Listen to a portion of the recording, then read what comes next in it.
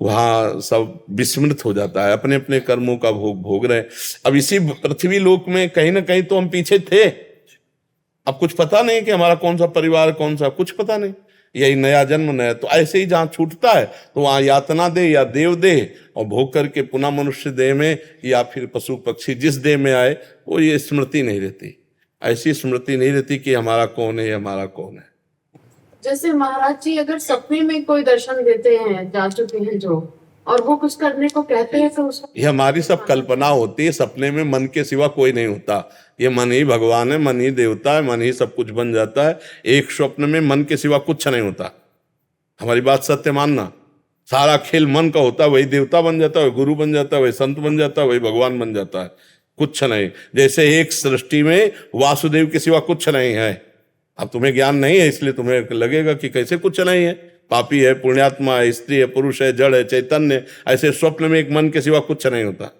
एक बार राजा जनक ने देखा कि वो बहुत गरीब आदमी हो गए, उनका राज्य छिन गया। अब इतनी भूख लगी कि उन्होंने मांगा तो कुछ चावल और दाल मिली, तो लकड़ी भी नहीं, और मिट्टी के पात्र में वो खिचड़ी बना रहे थे। खिचड़ी बन ही गई थी कि इतने में 2 सांड लड़ते हुए आए और पूरा सब चिथड़ बिथड़ खिचड़ी। अब वो इतने भूख से व्याकुल हुए, अब क्या करेंगे। उसी व्याकुलता में आंख खुली तो देखा महाराज राजा जनक का शयन गृह। तो उन्होंने कहा ये सत्य कि वो सत्य। अब सभा में गए बड़े बड़े ज्ञानी महात्मा, तो प्रश्न करते ये सत्य कि वो सत्य, तो कुछ बतावे तो उत्तर मिले। वो कुछ नहीं बोलते, बस बोले ये सत्य कि वो सत्य। जब कोई उत्तर नहीं दे पाता तो नजर कैद कर लेते कि खाना पीना सब व्यवस्था मिलेगी, जब तक उत्तर नहीं देगा कोई भी विद्वान अपने घर नहीं जाएगा। तो अष्टावक्र जी बालकों के साथ खेल रहे थे एक बार, तो बड़े प्रवीण थे। तो कुछ बालकों ने कहा इतने प्रवीण हो तो तुम्हारे पिता बंदी हैं, राजा जनक के यहां छुटा ला जाके। तो अष्टावक्र जी माता जी के पास गए और बोले आपने तो कहा था कि पिताजी, तो बोलो मेरे पिताजी कहाँ हैं।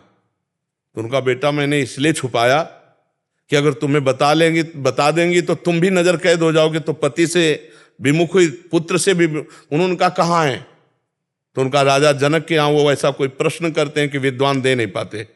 महाराज अभी 9 किशोर अवस्था अष्टावक्र की थी, पर 8 जगह से टेढ़े थे। अब 1-2 जगह से टेढ़ा आदमी हो तो चलने में उसके कितने झटके लगते, फिर 8 जगह से टेढ़ा हो। तो जो ही सभा में घुसे सो सब लोग हंस दिए। तो उन्होंने कहा कि ये ज्ञानियों की सभा है, ऐसे ब्रह्म ऋषि की संतान तेजपुर, ये ज्ञानियों की सभा है। हमें तो लगता है कि सब देहाभिमानियों की सभा है। और उन्होंने तो जो शब्द कहे वो थोड़ा, तो राजा जनक ने कहा ब्रह्म ऋषि बालक होकर ऐसी असभ्य वार्ता क्यों करते हो। तो बोले हमें उत्तर दीजिए कि तुम देखकर क्या हंसे। तो बोले आपके शरीर का 8 जगह से टेढ़ा होना। तो हड्डी, मांस, त्वचा, यही तो देखा, क्या स्वरूप देखा। चुप। अब तो बड़े बड़े सब ज्ञानी चुप कि तुमने हड्डी, मांस, त्वचा ही तो देखा, यही तो ढांचा टेढ़ा है। तुमने आत्मा देखी क्या, तुमने ज्ञान देखा क्या। अब सब चुप। बोल राजा जनक तेरा प्रश्न क्या है। बोले ये सत्य कि वो सत्य। बोले ना ये सत्य ना वो सत्य। बोले कैसे। बोले जब तू जग रहा था तो स्वप्न पूरा झूठा नजर आया जो देखा तूने, और जब स्वप्न में था तो जागृत पूरा झूठा हो गया, क्योंकि तू सैया पर, राज सैया पर पड़ा था, ये झूठा हो गया। और जब तू जगा तब तेरा वो स्वप्न सारा झूठा हुआ। तो ना वो सत्य ना ये सत्य। गुरु बने अष्टावक्र जी जनक जी के गुरु है, और जनक जी सुखदेव जी के गुरु है। तो ना ये सत्य ना वो सत्य, ये भी वासुदेव में और वो केवल मनो में। अब अगर ज्ञान की बात पूछोगे, अब वहां स्वप्न विचारक के पास जाती तो तुम्हें वो बताता अलग, लेकिन यहाँ अध्यात्म है, यहाँ पूरा पत्ता साफ है, पूरा का पूरा झूठा है, स्वप्न भी और जागृत भी। उमा कहूं मैं अनुभव अपना, सत हरिभजन जगत सब सपना। जब ये भी सपला और वो भी सपला, तो जब ये सत्य लई तो वो सत्य कहला, ये सत्य ल वो सत्य। अब आप समझ लो जैसा आप समझ पाओ। महाराज जी ये जो 15 दिन के अंदर क्या करना चाहिए जैसे मोक्ष प्राप्ति चलती रहे, तो क्या कैसे फॉलो करने चाहिए? ये जो पितर के हैं, हाँ, इसमें खूब नाम जप करना चाहिए और अपने उपरोहित के अनुसार पिंडदान की पद्धति जो होती है वो जरूर करना चाहिए। जो मतलब कुल धर्म के अनुसार जैसा लोक धर्म में है ना, वैसा करना, नाम जप करना चाहिए और पिंडदान करना चाहिए, और हो सके तो ब्रह्म ऋषियों को भोजन पवाना चाहिए, और अच्छा भाव बने तो सप्ताह की भागवत करवा लेना चाहिए अपने पितरों के उद्धार के लिए। समझ पाया? जो भी हम माला करते हैं या जो भी नाम जप करते हैं इस दौरान, वो सारा उनको समर्पित भी कर सकते हैं? पहले भगवान को, जैसे आप अपने घर का पैसा कहीं भेजना हो तो पहले बैंक में जमा कीजिए और फिर बैंक से ट्रांसफर कीजिए। ऐसे ही पहला अपना जो भी पुण्य है वो श्री भगवान को समर्पित कीजिए, फिर प्रार्थना कीजिए। तो वो जीव जहां होगा, तुम्हें तो पता नहीं ना, भगवान को पता है, वो वहां उसे भेज देंगे। आपका पुण्य जाते ही उसकी उन्नति शुरू हो जाएगी। वो जिस योनि में होगा, जहां होगा, उसकी व्यवस्था, जैसे जेल में भी हो ना, और आप पैसा भेजिए और सुविधा भेजिए तो उसकी सुविधा बढ़ जाएगी। तो ऐसे वो जीव अपने कर्मानुसार चाहे नरक गया हो, अब आप जो भी भजन भेजेंगे तो ही उसके नरक से उद्धार हो जाएगा, क्योंकि भजन पहले भगवान को, भगवान फिर उसका कल्याण कर देंगे। तो जो भी हम नाम जप करें पहले श्री कृष्ण को दें और उनसे प्रार्थना करें तो वहां पहुंच जाएगा। श्याम जीवनी शरण जी। राधा वल्लभ श्री हरिवंश। श्री हरिवंश, राधे राधे महाराज जी, आपके चरणों में कोटि कोटि प्रणाम। महाराज जी, मेरा प्रश्न यह है कि मेरा मन किसी चीज में एकाग्र नहीं हो पाता। जब मैं नाम जप करता हूं तो मेरा मन होता है कि मैं 84 जी का पाठ करूं, पर जब मैं 84 जी का पाठ करता हूं तो मेरा मन करता है कि मैं कीर्तन करूं। महाराज जी, अब मैं क्या करूं? मेरे को कुछ समझ नहीं आता। इसीलिए एक नियम बनाए जाते हैं कि हमको इतना पाठ करना है, पाठ के समय पाठ ही करना है, जप के समय जप ही करना है, सेवा के समय सेवा ही करना है। वो नियम बनाया जाता है। नियम से मन को रोका जा सकता है, बिना नियम के नहीं। अरे तो अभी कह रहा कीर्तन करना है, अभी कह रहा पाठ करना है, फिर ये कहेगा हमें भोग करना है, हमको ये खाना है, हमको वो भोगना है, हमको वो देखना है, वो सुनना है। ये कोई ईमानदार थोड़ी है, ये तो बेईमान है। अभी अपवित्र मन का मतलब होता है बेईमान सलाहकार, और बेईमान जिसका सलाहकार हो उसकी मालिक की कैसी दुर्गति होगी, खुद अनुमान लगा लो। तो हम लोग फंस गए बेईमान सलाहकार में। ये हमारा मन बेईमान सलाहकार है, इसको ईमानदार बनाना होगा। इसको नाम जप करके, भगवद आश्रित से, भगवत लीला कथा सुन के, सत्संग करके इसको कठोरता पूर्वक सही मार्ग में लाना पड़ेगा। नहीं, इसकी दशा क्या है आप ईमानदारी से देखो। ये तो नाम जपने बैठोगे तो गंदी बातें चलाएगा, पूरी रील चला देगा वो। तो ये बेईमान है कि नहीं? हमारा सहयोग नहीं कर रहा भजन में, अच्छी बात में सहयोग नहीं करता, और बुरी बात में 3 घंटे फिल्म देख लो, कहीं चला जाए तो हमें बताना। 3 घंटे मनोनुकूल फिल्म हो तो आप 3 घंटे फिल्म देख लो, कहीं मन नहीं जाएगा, उसी में बिल्कुल लगा रहेगा। कितना बेईमान है। हम 3 घंटे नाम कीर्तन करना चाहे तो नहीं लगेगा, भजन करना चाहे नहीं लगेगा, सत्कार्य में नहीं लगेगा, बुरे कार्य में पूरी रात भर नाच हो रहा हो तुम्हारे मनोनुकूल, पूरी रात भर कहीं नहीं जाएगा। और रात भर बैठकर एक दिन भजन करो, फिर देखो क्या हालत कर देगा तुम्हारी। भजन से कितना आपको निगेटिव परमाणु से युक्त करेगा मन। आप भजन तो शुरू करो। तो ये बेईमान सलाहकार है, इसको एक बार ठीक करना पड़ेगा, और ये ठीक होगा। गलत सलाह की बात आप इसकी ना मानो। इतना अलर्ट होगा तभी नाम जप वाला साधक अलर्ट रहता है। ये गलत सलाह मिनटों में पेश करता है। भोगे हुए भोगे को पुनः भोगने की इच्छा, तृष्णा, सुने हुए भोग को भोगने की तृष्णा, देखे हुए भोग भोगने की कामना, ये कामना, वासना, तृष्णा ऐसा बहुत दलिद्दुर है, बहुत मलिन है, बहुत बेईमान है। इस पर विश्वास नहीं किया जा सकता, ये कभी भी कुछ भी कहीं भी। तो इसको नियम में बांधा जाए। इतने माला नाम जप करना, तो जब नाम जप का समय तो हम नाम ही जप करेंगे। ये चाहे लाख हमसे कहे कीर्तन करो तो हम नहीं करेंगे, हम नाम जप ही करेंगे। पाठ के समय पाठ करेंगे, सत्संग सुनने के समय सत्संग सुनेंगे। जो हमारा दिनचर्या है उसको पक्की बनानी चाहिए, तभी नियम में बांध सकते हो, अन्यथा मन बहुत चंचल है। और सबसे ज्यादा बढ़िया नियम है उठते बैठते चलते फिरते खाते पीते हर समय राधा राधा राधा राधा। बहुत जल्दी ठीक हो जाओगे, बहुत जल्दी ठीक हो जाएगा मन। अगर इसको इस नियम में बांध पाओ कि चलते फिरते उठते बैठते खाते पीते सोते जागते जो सब राधा राधा राधा राधा, बहुत जल्दी ठीक हो जाओगे। ये खाई हुई दवा है, ये जो हम बता रहे हैं ना, ये अपने की हुई अपनी खाई हुई दवा है। बहुत आनंद। एक होता पढ़ा लिखा बात बोलना, एक होता अपने अनुभव की बात बोलना। हमारा जीवन में लक्ष्य यही रहा है कि 1 मिनट भी हम भजन न छोड़ें, उठते बैठते चलते फिरते हर समय नाम का चिंतन, नाम का चिंतन। तो उसी का जो लाभ आप लोग ले रहे हो वो उसी का लाभ ले रहे हो। तो मन को वश में करना है तो नाम नाम नाम चलाओ, उठते बैठते चलते फिरते। ये पागल मन जहां पवित्र हुआ, देखो इसका सहयोग भी होता है। अगर ये सहयोग ना देता तो आप यहाँ आके नहीं बैठ सकते, और बैठ करके भी लाभ नहीं ले सकते अगर वो सहयोग ना दे, क्योंकि उसी से लाभ मिलता है। अब मन ना लगे ना तो तुम्हारे कान होते हुए भी तुम यहाँ बात नहीं सुन पाओगे, हम निकल जाएगी ऊपर से। और मन लगा के सुनो तो एक एक बात पकड़ के ले जाओगे कि आज की चर्चा में ये बात हुई, ये बात हुई। तो हमें मन का सपोर्ट बहुत आवश्यक है। ऐसा नहीं कि मन के बिना हम कुछ कर सकते हैं, नहीं, मन को जरूरी। अब इसको अपने पक्ष में लाना कठिन है, इसके पक्ष में तो सब लगे हुए हैं, मन के गुलाम तो सब हैं।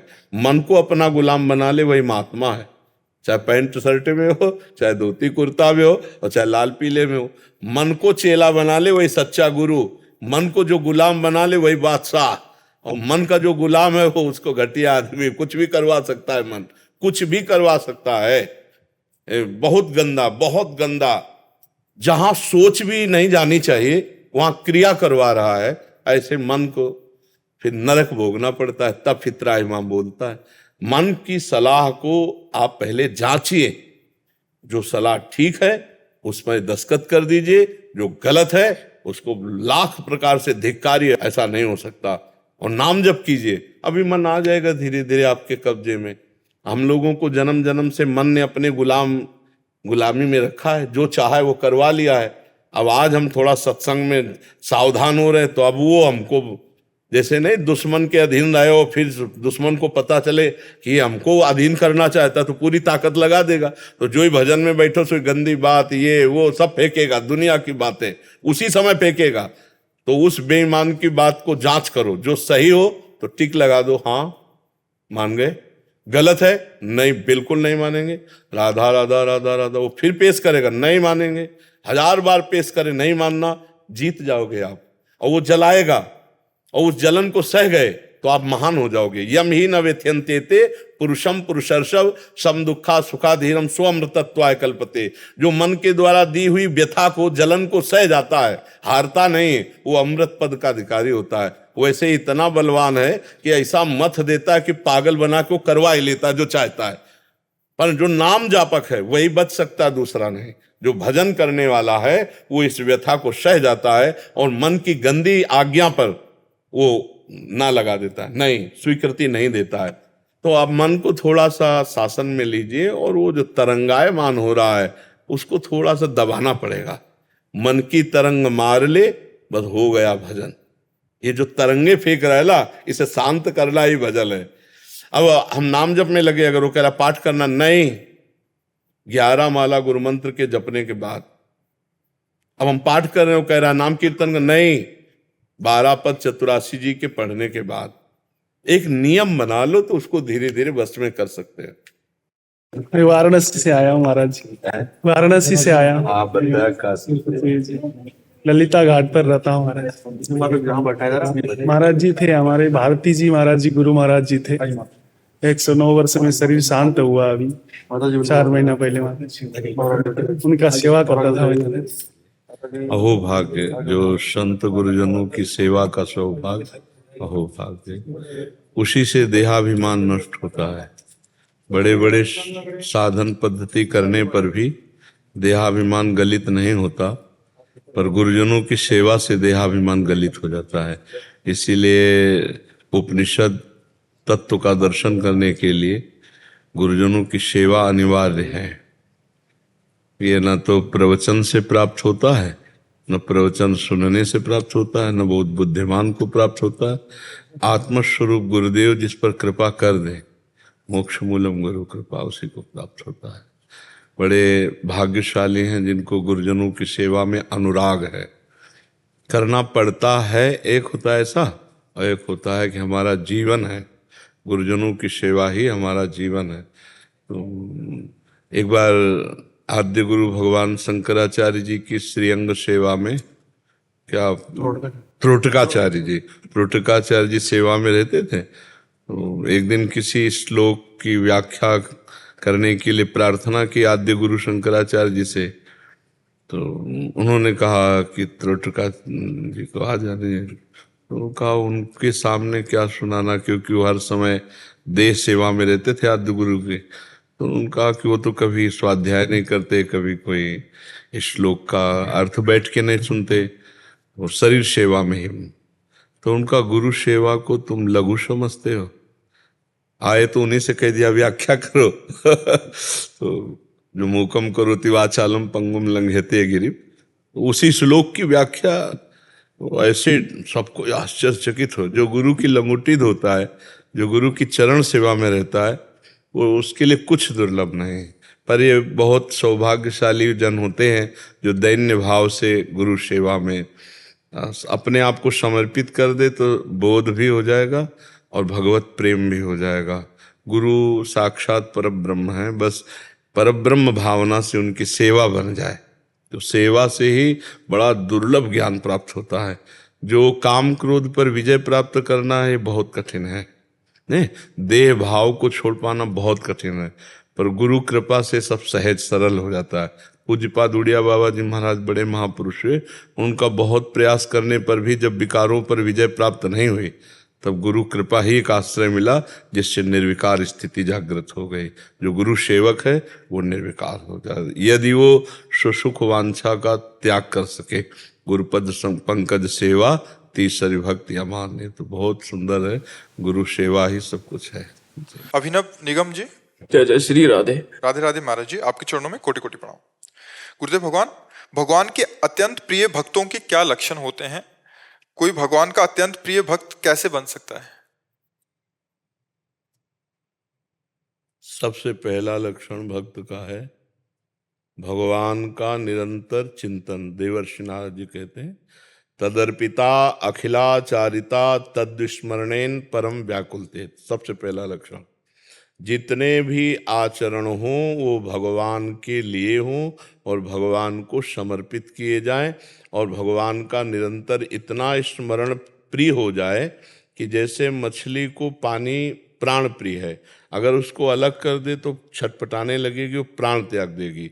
तद स्मरणेन परम व्याकुलतेति, भगवान के स्मरण में इतनी प्रियता हो जाए कि ऐसा लगे कि भूल गए क्या, तो उसके प्राण व्याकुल हो जाए। उत्तम भागवत के लक्षण। त्रिभुवन की राज्य लक्ष्मी देने पर भी जो आधे पल के लिए अपने प्रभु का स्मरण ना छोड़े, उसे महाभागवत कहते हैं। पहला, सबसे पहला, अगर ये है तो सब लक्षण आ जाएंगे, ये नहीं तो नहीं माना जाएगा, कि वो फिर वो दंभ पाखंड बना रहता है। हर समय अपने प्रभु का आंतरिक मनन, आंतरिक स्मरण, आंतरिक चिंतन, एक तार तैल धारावत तन्मयाहा, अपने इष्ट में तन्मय रहना। दूसरी बात, अपने इष्ट के मार्ग में चलने पर जितने भी द्वंद्व आए उनको सहना। जैसे मान है और अपमान है, तो मान में हर्ष रूपी विकार होता है और अपमान में शोक रूपी विकार होता है, तो ना हर्ष आने पावे ना शोक। सम शत्रु मित्र सम जानि, मान मान अपमान सम, दुख सुख लाभ न हानि। इस मार्ग के पथिक की ये स्थिति होनी चाहिए कि दुख सुख में, लाभ हानि में, स्वस्थता अस्वस्थता में, मान अपमान में, निंदा स्तुति में समान भाव, हर समय भगवत स्मरण और इन द्वंद्वों में समान भाव होना। जब कोई बड़े से बड़ी विपत्ति और बड़े से बड़ी संपत्ति में भी ना फूले ना भूले, हर समय भगवान की स्मृति में, वो द्वंद्व विमुक्ता, जो द्वंद्वों पर विजय प्राप्त कर चुका है। तीसरा लक्षण, योग क्षेम की भी चिंता ना करने वाला। भगवान ने गीता में कहा अनन्यस चिंतयन्तो माम ये जनाः परिपासते तेषां नित्याभियुक्तानां योगक्षेमं भाम्यहम्। जो मेरा अनन्य चिंतन करता है उस भक्त का मैं योगक्षेम वाहन करता हूँ। जो भगवान से भी अपने योगक्षेम की चाह न करे, जाहि न चाहे कबहु कछु, तुम सन सहज सने। उत्तम भक्त की बात कर रहा हूँ, नहीं तो वो फिर अर्थार्थी या वो जिज्ञासु इनमें आ जाएगा, उत्तम भक्त में नहीं आएगा। अगर वो धन चाहता है, मान चाहता है, या किसी भी तरह की कोई चाहत है, तो इनमें आएगा अर्थार्थी जिज्ञासु। उत्तम भक्त की बात में जो भगवान से भी कोई चाह ना करे, सकल कामनाहीन जे राम भगति रसलीन। और सबसे बड़ा दोष होता है जीव में अहंकार। जो किंचन मात्र किसी भी क्रिया, किसी भी स्थिति में अपने आप को नहीं देखता, अपने भगवान की कृपा को देखता रहता है कि भगवान की कृपा से भजन हो रहा है, भगवान की कृपा से देश सेवा हो रही, भगवान की कृपा से हमारे अंदर जो सद्गुण है, अहंकार रहित भक्त जो है वो अहंकार रहित होता है, जिसके किसी भी तरह का कोई अहंकार नहीं है और जिसके किसी भी तरह का कोई बल नहीं है। जैसे धन बल, तपस्या बल, व्रत बल, तीर्थ बल, बड़े बल होते हैं। सुनेरी मैंने निर्बल के बलराम, अपबल, तप बल और बाहुबल, चौथो बल है दाम, सूर किशोर कृपा ते सब बल हारे को हरिनाम। जो पूर्ण भगवत आश्रित है, पूर्ण भगवत बल वाला है, पूर्ण भगवत भरोसा है, किंचन मात्र किसी द्वंद्व में कोई भी प्रभाव नहीं पड़ता है, निरंतर अखंड भगवत स्मृति परायण है, ये कुछ बाहरी लक्षण भक्त के हैं।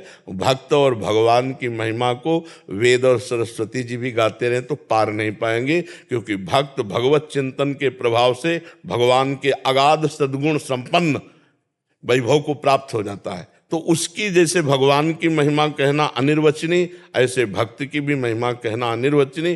कुछ लक्षण बताए जाते हैं जो हम आपको जैसे बता रहे ना, हाँ, और उसमें मान की चाह नहीं होती, उसमें मोह नहीं होता, उसमें किसी भी विषय भोग के संयोग में भोगने की इच्छा नहीं होती। जैसे भुने हुए चने में कितना भी खाद पानी लगाओ अंकुर नहीं होता, ऐसे ही जो आत्माराम पुरुष भगवत भक्त है, नहीं स्वात्मा रामम विषय में कृष्णाम भ्रमयति, वो जित संग दोषा होता है, वो निरंतर अपने स्वरूप में स्थित रहता है, उसमें किसी भी तरह की कोई कामना नहीं होती, वो हर द्वंद्वों पर विजय प्राप्त किए, सुख दुख में समान भाव, और वो दिव्य ज्ञान संपन्न होता है, परम ज्ञानी होता है। जो भक्त होता है उसमें दिव्य ज्ञान आता है, पढ़ा लिखा ज्ञान एक अलग होता है, दिव्य ज्ञान जो स्वयं भजन के प्रभाव से प्रकट हुआ है। ऐसे महापुरुष को भक्त कहते हैं, जो निरंतर दैन्य होकर भगवान के चिंतन में रमण करता रहता है। समझ रहे हैं जी। वीर सिंह जी, मध्य प्रदेश। श्री हरिराम। श्री हरिवंश गुरुदेव, आपके चरणों में कोटि कोटि प्रणाम। गुरुदेव, आंतरिक शत्रु बाह्य स्वजनों से मिली विपरीतता से बार बार मानसिक द्वंद्व पैदा करते हैं, ऐसे भजन बाधित होता है, मन विचकित होता है। वो भजन ही क्या जो प्रतिकूलता से बाधित हो जाए। अभी बच्चे हो परमार्थ में, अभी बच्चे हो, अभी परमार्थ के पथिक थोड़ी बने हो।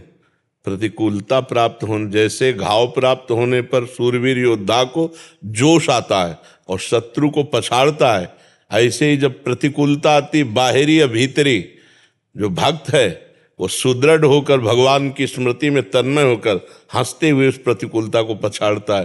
प्रतिकूलता में बाधित हो जाए, मन उदास हो जाए, खिन्न हो जाए, ये सब भक्त के लक्षण नहीं। ये तो अभी प्रारंभिक शुरुआत है ककाहरा की। अभी आप मतलब परमार्थ के पथ पे नहीं हो। परमार्थ के पथ वाले जब कदम आगे बढ़ाते हैं ना, हाँ, तो यम ही न व्यथ्यन्ते ते पुरुषम पुरुष सब सम दुखा सुखा धीरम स्वमृतत्वाय कल्पते भाज। अभी तो तुम बाहरी दुख की बात कहते हो, अभी तो तुम्हारे शरीर में दुख नहीं आया, अभी तो आंतरिक बाधाएं नहीं आई। आंतरिक बाधाओं को काम क्रोध लोभ मोह मद मत्सर इनको परास्त करता हुआ, शरीर के हर दुखों को सहता हुआ भगवान के आंख में आंख मिलाकर बढ़ता है, परमार्थ का प्रतीक होता है। घर परिवार स्वजन संबंधी या लोक परलोक ये सब कूड़ा करकट की तरह बाहर हो जाता है, इसका कोई महत्व नहीं।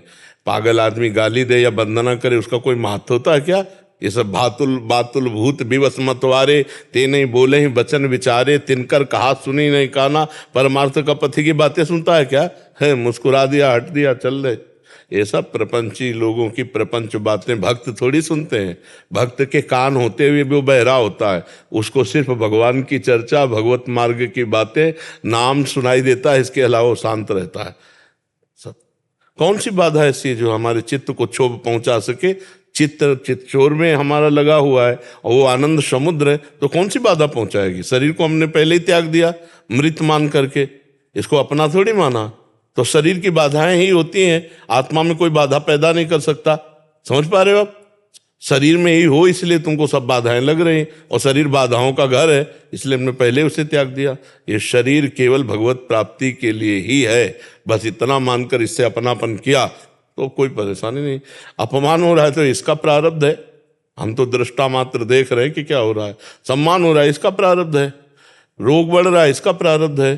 सुख हो रहा है, इसका प्रारब्ध है। हम तो सुख दुख रोग शोक हर्ष द्वंद्वों से अतीत, हमारा क्या बिगड़ जाएगा? अब जब तक ये ज्ञान नहीं होगा तब तक तो पीसना ही पड़ेगा ना। द्वंद्व पीसते रहते हैं, ये द्वंद्वों की चक्की सबको पीसती रहती है। बलवान बनो, नाम जप करो, कहीं कोई संकट नहीं। क्या परेशानी? आप बोलो इस समय क्या परेशानी? आप बोलो इस समय आपको क्या परेशानी है? क्यों? क्योंकि आपने इस समय किसी भी परेशानी को स्वीकार नहीं किया है। आप इस समय सत्संग स्वीकार किए हैं, इसलिए आपको आनंद है। और यही स्वीकृति बराबर रखो तो क्या परेशानी है? चलो ऐसे ना समझो तो ऐसे समझो कि हमारी धुलाई हो रही है। कपड़ा जब धोबी धोता है तो थोड़ा पीट पाट लगानी पड़ती है ना। तो हमको भगवान के पास जाना है। भगवान है परम पवित्र, हमारे द्वारा बड़े अपवित्र कार्य हुए जन्म जन्मांतरों में। बिना सहे कोई महात्मा नहीं होता।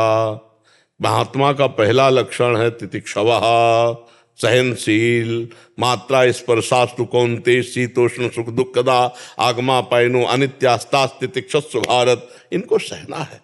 जब हम मृत्यु को वर्ण किए हुए बैठे तो हमारा अपमान या गाली या रोग ये सब क्या है? कुछ नहीं। जब हमने मृत्यु जैसे महान दुख को वर्ण कर लिया प्रभु के लिए, अब हमें क्या दुख है? कोई परेशानी नहीं। कीड़ा लग जाए, गलने लगे शरीर, लोग गालियां दें, निष्कासित कर दिया जाए, तिरस्कार हो जाए, इनका कोई मतलब नहीं है। अब मतलब रख रहो तो रो बैठो, दुखी हो, उद्विग्न हो। अरे तुम्हें कोई छू रहा है क्या? तुम्हें कौन छू रहा है? तुम्हारे शरीर की पिटाई हो तो भी तुम्हें कोई नहीं छू सकता। आपका स्वरूप क्या है और शरीर क्या है? तो शरीर के लिए बैठे रहोगे। बुढ़ापा आ गया, जीवन भर इसको प्यार करते हुए, अब तो छोड़ो इनको। ये दुनिया का प्रपंच लादे हुए है ये शरीर। शरीर से केवल भगवत कार्य, भगवत भाव, भगवत मार्ग, बस। इसका कोई महत्व नहीं है। सबकी ममता ताग बटोरी मम। सुंदर सिंह जी हरियाणा से। श्री हरिवंश गुरुदेव, आपके चरणों में दंडवत प्रणाम। गुरुजी, महान ऋषियों मुनियों संतों के विचारों से ऐसा प्रतीत होता है कि प्राणी के कर्मों का फल इसी जन्म में या मृत्यु के पश्चात नरक या स्वर्ग में जाकर भोगना पड़ता है। महाराज जी, वो कौन सा कर्म है जिससे एक नवजात शिशु को माँ यानी जननी के पेट से ही बीमारियों का सामना करना पड़ता है? जैसे पूर्व में हमारे ऐसे बहुत से पाप हुए हैं और हमको उनका दंड मिलना है उसी अवस्था में। जैसे इसी जन्म में आपने स्वस्थ गर्भ की हत्या करा दी। भ्रूण हत्या कोई ऐसी बिरली माँ हो जो ना करवाए? बिरली ही कोई माँ होगी जो ना करवाए, नहीं तो गर्भ हत्या, भ्रूण हत्या प्रायः बहुत सफलतापूर्वक कराया जा रहा है। नहीं कराया जा रहा है। तो अब जब तुम हत्या जिस जीव की करवा रहे हो तो तुम भी गर्भ में सड़ने वाले रोगों से युक्त होगे और तुम्हारा विनाश होगा। जैसे कर्म करोगे वैसा भोग मिलेगा ना। तो माता पिता जो ये गर्भ हत्या करा रहे हैं, भ्रूण हत्या करा रहे हैं, निर्दोष बालक की हत्या हो रही है, वो बालक जन्मता तो अपने कार्य को प्राप्त होता ना, समाज के कार्य को प्राप्त होता ना। उसमें तुम दोनों का संकल्प मिला और उससे तो फिर तुमको भी उसी गर्भ में जाना पड़ेगा। और उस गर्भ में अगर वो हत्या करने वाले नहीं हुए तो कर्म तुम्हारा ऐसा निकृष्ट होगा कि तुम हत्या के बराबर ही रोज कष्ट भोगोगे, जन्म लेकर के भी। और या गर्भ में ही जितने दिन रहे तो उतने दिन में ऐसे डॉक्टरों से चेक करवाया, बोले अमुक जगह अमुक अंग अमुक, या गर्भ से ही अपंग, नेत्रहीन, कई तरह के कष्टयुक्त प्रकट। ये गर्भस्थ शिशु को आपने दंड दिया तो उसीलिए गर्भस्थ होकर के आपको दंड भोगना। बोले अभी तो बच्चा पैदा हुआ, 500 शुगर है, ये है, वो कष्ट है, वो कष्ट है। ऐसे कितने बच्चे होते पैदा होते ही कैंसर हो गया है उनको, कितने कष्ट होते, वो सब दंड होता है। अब अपने लोग कर्मों को तो जानते नहीं ना। अब जीव तो अविनाशी है और विनाशी शरीर के द्वारा पाप कर्म किए तो जो जो शरीर मिलेगा उसमें उसको उसी अवस्था के अनुसार उसको दंड मिलेगा, उसी अवस्था के अनुसार दंड मिलेगा। तो कर्म तो भोगना पड़ेगा। जिस समय जैसा तुमने किया उसी का अधिक मात्रा में फल भोगना पड़ेगा।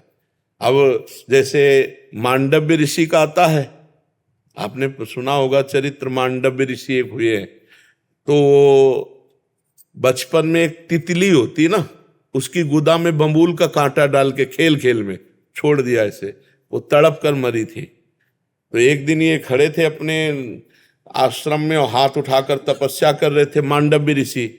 तो कुछ राज खजाने से चोर चोरी करके भागे, इनके आश्रम में छुप गए। राजकर्मचारियों ने जब पकड़ा तो माल सहित चोर इन्हीं के आश्रम में मिले और ये ध्यानस्थ ऐसे खड़े थे। इनको भी उठा लिया कि नाटक कर रहा है बाबा जी भजन का और चोरों को साथ रखता है। अब वहां जाकर के राजा के सामने पेश किया, राजा ने सूली की सजा दे दी। चोरों को सूली की सजा मिली, महात्मा को भी सूली की सजा मिली। चोर तो मर गए समय पर, लेकिन महात्मा पद्मासन में बैठ गए। महाभारत में श्री कृष्ण द्वैपायन व्यासदेव जी के द्वारा लिखित कथा हम आपको बता रहे।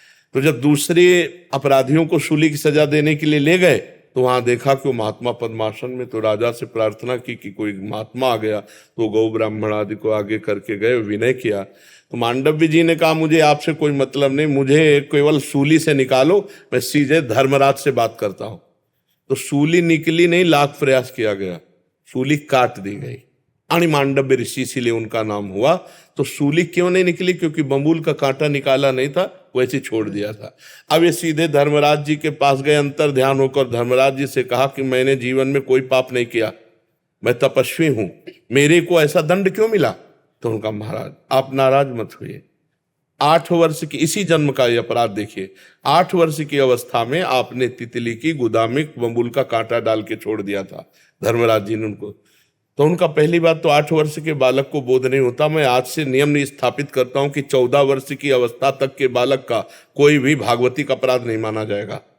अगर 14 वर्ष की अवस्था के पहले कोई पाप किए हैं तो उसको अदंडनीय माना जाएगा, दंडनीय अपराध नहीं माना जाएगा। आज भी वो शास्त्रीय पद्धति लागू है और तुमने सही निर्णय नहीं किया, इसलिए मैं तुम्हें साफ देता हूं कि 100 वर्ष तक मृत्यु लोक में जाओ। तो वही विदुर जी के रूप में धर्मराज जी आए। तो आज भी मांडव्य ऋषि की गुदा में घुसी हुई है सूली, अणि मांडव्य ऋषि उन्हें कहते हैं। तो भाई भीष्म पितामह जी 6 महीना बाणों की सैया पेरे, बाल ब्रह्मचारी, मान तपस्वी, भजला लल्दी। तो बड़े बड़ों को अपने कर्म का फल भोगना पड़ता है, और जिस अवस्था में जो कर्म किए जाते हैं उन अवस्था का फिर दंड हमें मिलता है। और भगवान बड़े कृपालु हैं, ये जन्म दंड भोगने के लिए केवल नहीं है। हाँ, भगवान का नाम जप करके हम संसार से मुक्त हो जाएं, हम भगवान के चरणों के प्रेमी भक्त बन जाएं, इसलिए है। तो हम कर्म परंपरा को नष्ट करने के लिए आए, भोगने के लिए केवल नहीं आए। इसलिए खूब नाम जप करो, राम कृष्ण हरि जो प्रिय लगे भगवान का नाम, और हम भगवान को प्राप्त हो जाएं। भगवान के नाम में इतनी सामर्थ्य है जो हमारे सारे कर्मों को भस्म कर दे। नाम संकीर्तनम यस्य सर्व पाप प्रणाशनम, भगवान का नाम कीर्तन ही समस्त पापों का नाश कर देगा। तो इसलिए खूब नाम जप करो, और ये कर्म परंपरा का ही नाश करके हम भगवान से मिले। बहुत जन्म हो गए भगवान से बिछड़े हुए, अब ये जन्म हम अपने प्रभु से मिले। क्यों? नारायण दास जी, राधा दासी जी, राधे गुरुदेव आपके चरणों में कोटि कोटि प्रणाम। महाराज जी ये कह रहे हैं कि ये कहीं से दीक्षित हैं। दीक्षा के समय हमें संप्रदाय और भाव के बारे में जानकारी नहीं थी। हम लड्डू गोपाल जी को वात्सल्य भाव से पूछते थे। आपके सत्संग से हमें पता चला कि भाव देह की प्राप्ति तभी होती है जब उस संप्रदाय। हाँ, इसीलिए दीक्षा ऐसे थोड़ी ले ली जाती कि 4 लोग ले रहे हैं हम भी ले लें। गुरु ऐसे थोड़ी बनाया जाता है। पहले ये पता लगाया जाता है कि जिनको हम गुरु बना रहे हैं उनकी उपासना क्या है, उनका भाव क्या है, और वो किस कोटि के हैं, किस भाव के हैं। ऐसे आजकल ऐसे ही लोग हैं, 4 दिन प्रवचन सुना, कंठी बंधवा ली, 5वें दिन कंठी उतार दी, उनकी बंधवा ली, फिर उनकी बंधवा। इससे बहुत हानि हो जाती है। ऐसे नहीं, गुरु बहुत समझ बूझ करके करो। एक बार गुरु कर लो तो गुरु परब्रह्म परमात्मा है, ऐसा भाव मान लो और उनके वचन मान लो तो आपका जीवन उद्धार हो जाएगा। अब ऐसे गुरु की अवहेलना बनेगी। मान लो आपको हम लड्डू गोपाल के उपासक हैं और गुरु जी ने दिया जुगल उपासना, और फिर गुरु के भाव से विपरीत भाव, तो ना ये सिद्ध होगा ना वो सिद्ध होगा, और अधकचरा जीवन होगा। हमें लगता है इसीलिए बहुत जानबूझकर समझ करके गुरुदेव का वर्ण करना चाहिए। जी महाराज जी, अभी क्या आज्ञा है हमारे लिए, हम क्या कर सकते हैं? अभी जो हमारे गुरुजी ने हमको दिया है गुरु मंत्र, उसका हम नियमित जाप करते हैं, करना चाहिए, और राधा नाम के जाप भी करने की कोशिश करते हैं आपकी कृपा से। हाँ ठीक है। तो महाराज जी अभी आप बताइए, हमारा मार्गदर्शन कर दीजिए।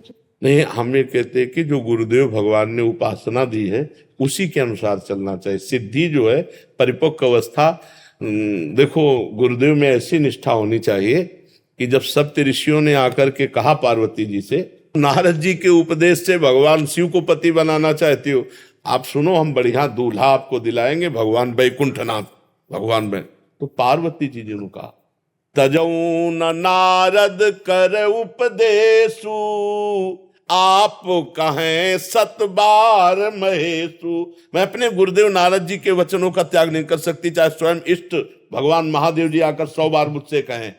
कोटि जन्म लग रगर हमारी, बरऊं शंभु न तरहूं कुमारी, करोड़ जन्म लूंगी, हर बार तपस्या करूंगी और हर बार महादेव जी को पति रूप में। ये अनन्यता होनी चाहिए, अपने गुरु पर दृढ़ विश्वास, और गुरु जो उपदेश कर दिए उसी से हमारा उद्धार हो जाएगा। हमारे भाव माने हुए हैं कि हम गोपाल जी मान रहे, हम ये मान रहे, हम वो मान रहे, हमारे गुरुदेव जो भाव देंगे वो सिद्ध भाव होगा, उसी से हमारी भगवत प्राप्ति होगी। तो हमें अपने गुरुदेव पर दृढ़ विश्वास करके उनके वचनों के अनुसार चलना चाहिए।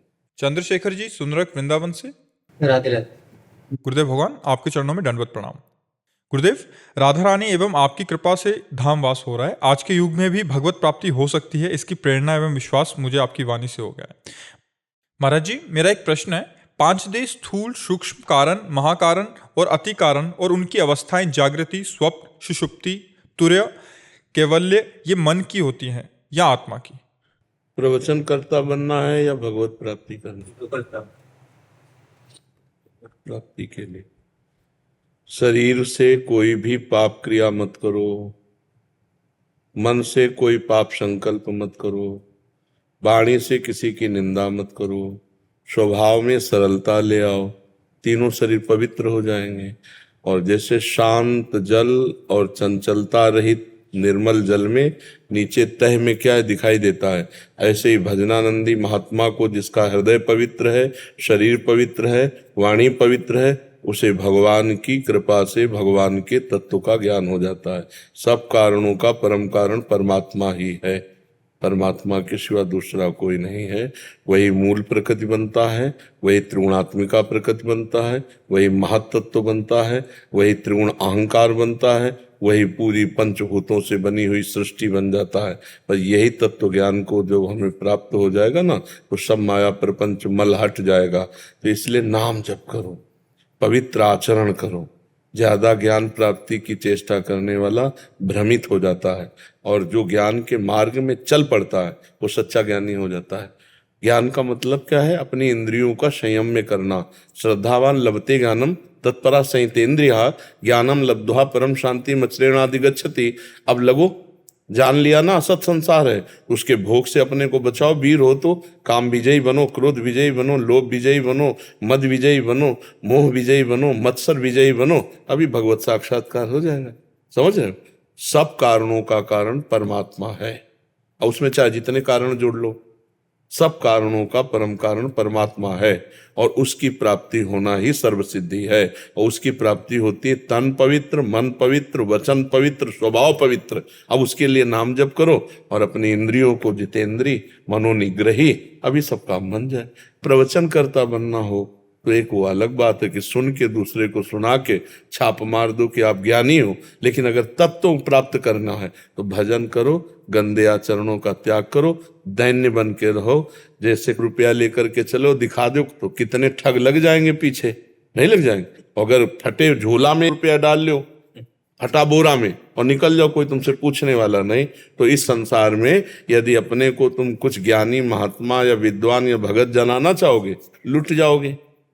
और अगर दैली बन गए, इसीलिए त्रणादपि सुनी चेन तरोरी से सुनना अमानिना मान देन कीर्तनिया सदा हरि। अपने को तृण से भी नीच, तो फिर मार्ग है ये, चलो, मार्ग में चला जाता है। मार्ग को अगर हम केवल दिमाग में ही समझ लें और चले ना, तो कोई लाभ नहीं मिलेगा। जैसे हमने हलवा बनाने की पूरी प्रक्रिया सीख ली पर कभी बना के नहीं खाया, तो फायदा क्या हुआ प्रक्रिया सीखने से? तो जो वाचिक ज्ञान है, प्रवचन है, शास्त्रीय ज्ञान है, ये केवल प्रक्रिया है। अब उसमें घुसो, उस प्रक्रिया को करो और वैसे ही बनाकर उसको पाओ, तब समझ में आएगा। तो आत्मानंद का अनुभव होता है, जैसे दूध में घी है पर प्रक्रिया के द्वारा निकलेगा, ऐसे सब में परमात्मा है, स्थूल में भी, सूक्ष्म में भी, कारण में भी। और स्थूल सूक्ष्म कारण तीनों से परे भी है वो। जैसे दूध से परे घी है और दूध में ही घी है, सबसे परे, सब में भरे। बस इसी रहस्य को जो जान गया तो वही सिद्ध हो जाता है। या रहस्य रघुनाथ कर बेग न जाने कोई, और जो जाने रघुपति कृपा तो सपने मोह न हो। डट के भजन करो, जितेंद्री बनो, मनोनिग्रही बनो, अभी परमार्थ का। और भाई प्रवचन वाली तर्क वितर्क वाला तो मार्ग अलग है, वो तो अलग। ये तो यहाँ मार्ग सच्चाई का पूछो तो वह ये है कि रूप छके घूमत रहें, तन को तनिक न भान, नारायण दृग जल बहे, यह है प्रेम पहचान। ना काहू सो बोलिबो, ना कोई व्यवहार, अपनी कुंवर किशोरी को जियत निहार निहार। प्रवचन करना अलग है और प्रवचन को जीवन में उतारना अलग है। उतारने वाला अनुभवी होता है और केवल ये तो फिर ढोंग पाखंड का नाटक बहुत चलता है। इसलिए बच्चा सच्चाई से चलना बहुत कठिन है। मन भोगों में जा रहा है, उसको हटा के परमात्मा में लगाओ, बहादुर हो तो करके दिखाओ। यही है ज्ञान। ज्ञान का मतलब क्या है? जब हमने जान लिया कि भोग असत हैं, संसार असत है, तो हम अपने चित्त को सत में लगावे ना। अब चित्त को लगा के सत में देखो तभी बहादुर हो, और लग गया तो परमात्मा प्राप्ति हो गई। यही तो हमारा पूरा जीवन का प्रयास है नहीं? तो ज्यादा प्रयास सफलता की तरफ ले जाता है और ज्यादा बकवास वो तर्क वितर्क, संयम असंयम, इन्हीं की चर्चाएं केवल है। जीवन में संयम नहीं है, जीवन में साधना नहीं है, जीवन में भगवत संबंध नहीं है, केवल चर्चा है। तो चर्चा मात्र से, बातों से कोई काल पर विजय प्राप्त कर सकता है क्या? उसके लिए तो साधना करनी पड़ेगी, उसके लिए भजन करना पड़ेगा। नहीं, अब साधना क्या हो रही है? हाँ, नहीं खान पान ते भावे है, नहीं कोमल वसन सुहावे है, सब विषय लगे ते खारा है, हरि आशिक का मग्न आ रहा है। वो भगवान का प्रेमी वो अंदर ही अंदर घुट रहा है। कब प्रभु मिले, कैसे मिले, उसको कुछ ये अच्छा लगेगा, रुपया पैसा भोग सामग्री। ये तो बच्चा अगर प्रवचन करना बनना हो तो बात अलग, नहीं तो परमार्थ में है तो अपनी इंद्रियों का संयमन करके, मन को निग्रह करके परमात्मा में लगा दो, सब पता चल जाएगा क्या है। वही तो जनाता है क्या है। नहीं, तुम थोड़ी जान सकते हो। सोई जाने जे देव जनाई, वो जना देगा। उसका भजन करो, डट के भजन करो, अभी वो बता देगा अपना परिचय।